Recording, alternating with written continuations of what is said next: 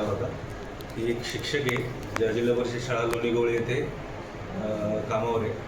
तर यानंतर तिथं गावातील एका व्यक्तीने आम्हाला कॉल करून सांगितले की इथं बरेचसे लोक जमा झालेले आहेत. तर आम्ही पोलीस स्टाफसह सदर जागी गेलो. तिथे गेल्यानंतर आम्हाला माहीत झाले की सदर शिक्षक याचं नाव महादेव मानतोडे, राहणार मंगरुळपीर तालुका, जिल्हा वाशिम इथंच आहे.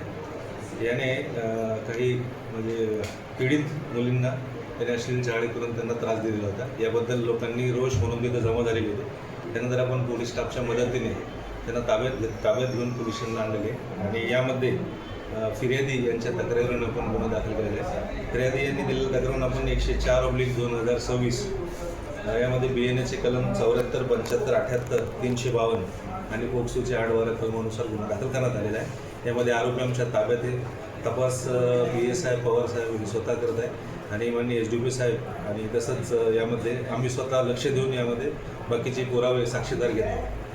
सर, हे अल्पवयीन मुली असल्यामुळं त्याचे ते फोक्सा टाईपचे जे नियम असतील किंवा ज्या कलमा असतील ते लागले असतील. यामध्ये आपण बालकाच्या लैंगिक अपराधापासून संरक्षण अधिनियम म्हणजे पोक्सोचे आपण कलमा लावलेले आहेत. तपास आपला चालू आहे यामध्ये.